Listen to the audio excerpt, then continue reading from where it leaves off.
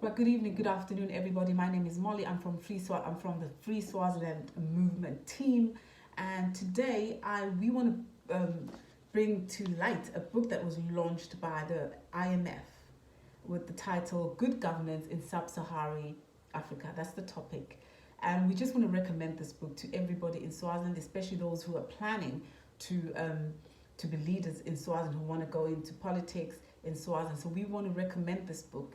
It was launched on the 18th of May in 2022 by the IMF.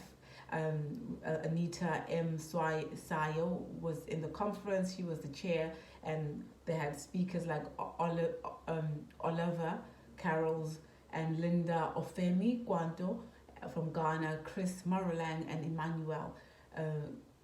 Emmanuel, who is actually the founder of Afro Barometer. So we just want to dive in, and we want to dive in and just handle you over this book. Read it, basically read the book. Okay, find the book and read it. And as a Swazi, we recommend you do that.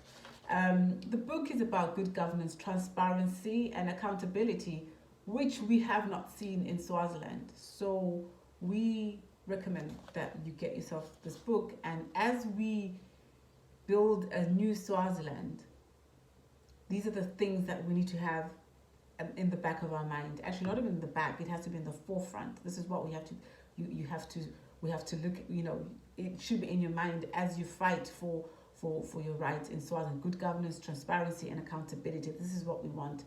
So we want to show you a clip from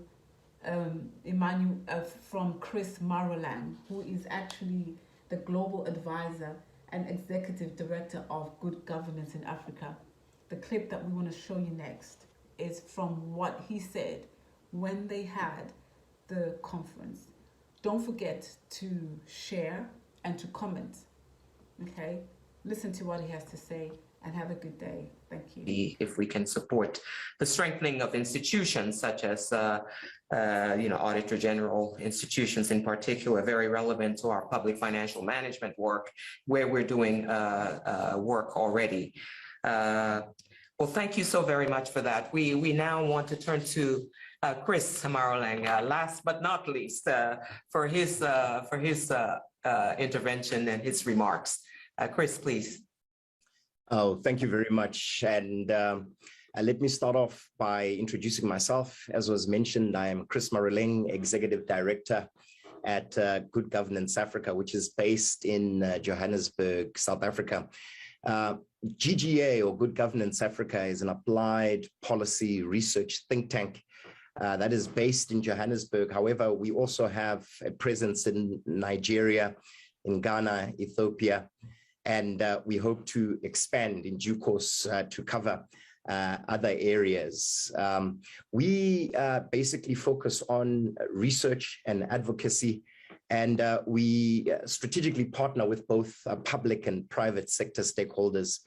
But before I begin my intervention today, I really would like to thank the IMF for the invitation to participate in today's event. And I'd also like to acknowledge the wonderful work done by the editors of the book that brings us here today, Dr. Monique Niwak, Professor Abdul Wane, and Dr. Alex Segura Obiego, as well as all the individual authors who contributed to the book, reaping the benefits of good governance in Africa, which forms the core of our discussion today. I'd also like to acknowledge our moderator today, Deputy Managing Director at the IMF, Antoinette Say, as our chair of discussions, and of course, my other panelists. Just to contextualize the debate and give you a sense of how we locate the governance question. At Good Governance Africa, we define governance as simply about who gets what, when, and how. I'll repeat that again. It's about who gets what, when, and how. We describe this as the authoritative allocation of resources. And what we're really focused on is whether this process of the authoritative allocation of resources is focused on effective states, a mobilized civil society, and efficient private sector. And I think the key elements of good governance, as was mentioned in the book and certainly by my fellow panelists today, is the question of accountability and indeed transparency. In this regard, aspects around combating corruption, citizen participation, and enabling legal and judicial frameworks are central to a sound base and a foundation for good governance. So while African states should be free to choose, in our view, the type of governance systems best suited to their individual needs and context, it is clear that when these elements that I mentioned earlier are instituted, the prospects for political stability, economic growth, sustainable development increase vastly. So whether we're focusing, Chair, on the realm of peace and security, climate change resilience, adaptation, or economic development, African people seem to be faced with a host of major challenges to their future prosperity and development goals. At Good Governance Africa, at the center of our focus on governance is indeed the citizen. So while it may take innovative policies, international support, and in certain instances, political will to address each of these issues, success will ultimately be determined by the degree to which transparent, inclusive, and accountable governance institutions are placed to effectively implement them.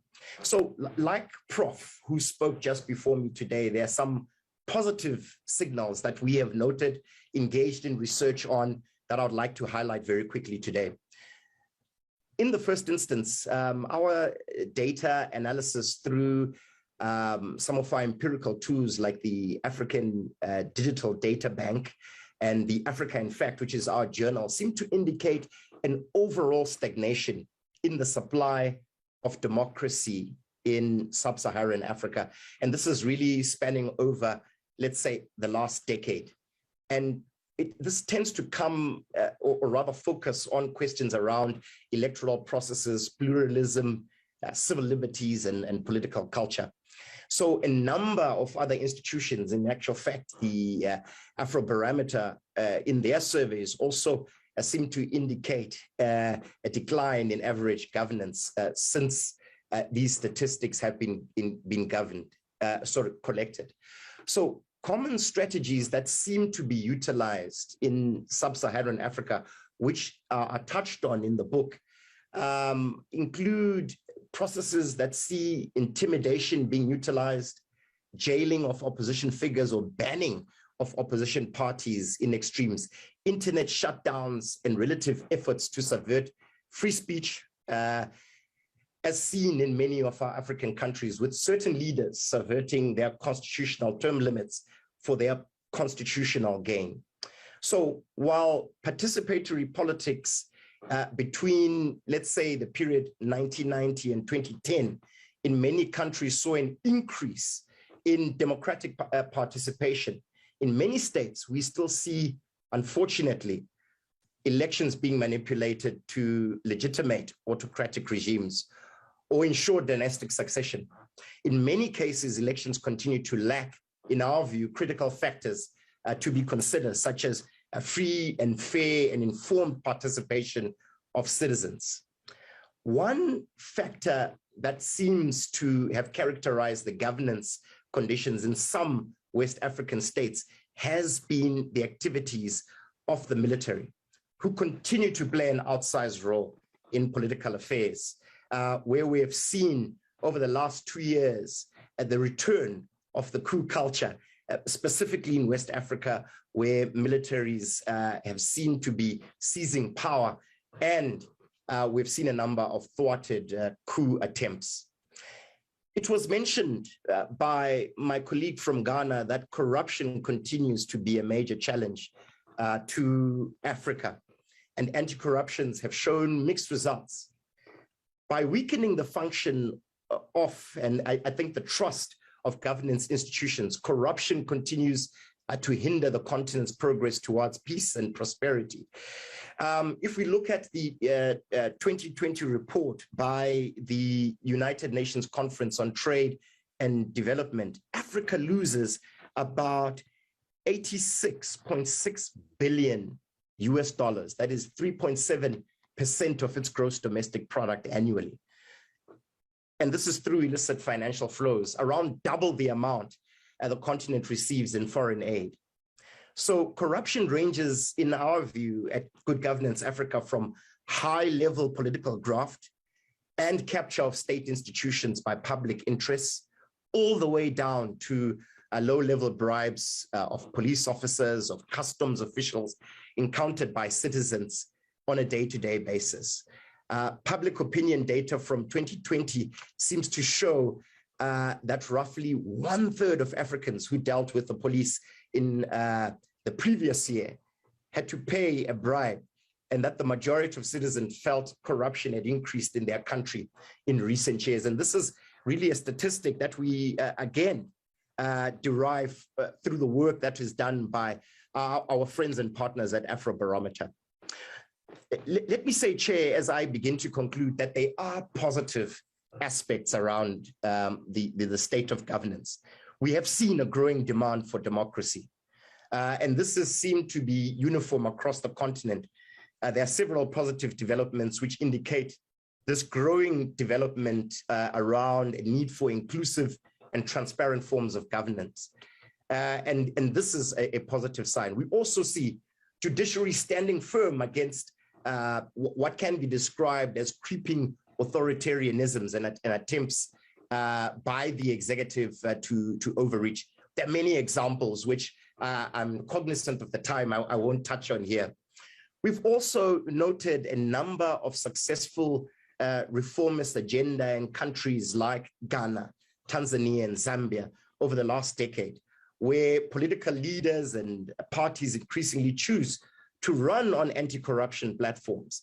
Similarly, at the African Union, major reforms have been adopted since 2017, which are aimed at making this multilateral body more streamlined, more efficient, and they are slowly beginning to show signs of increase.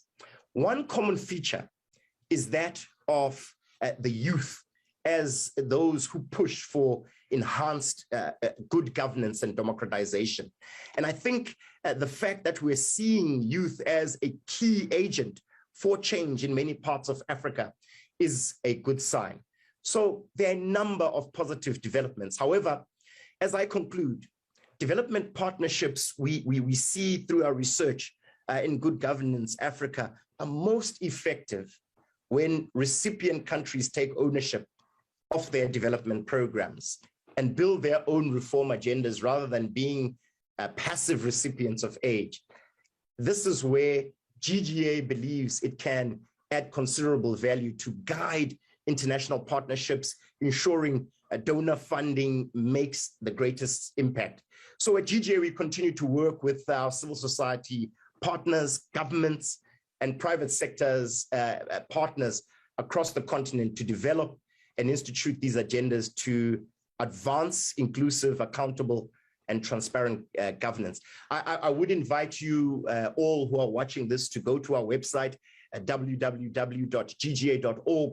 where you can find more information about the various initiatives that we are involved in trying to strengthen democratic governance across our continent. I thank you, Chair. And thank you so much, Chris, for that set of remarks. Thank you for all of the points you've highlighted.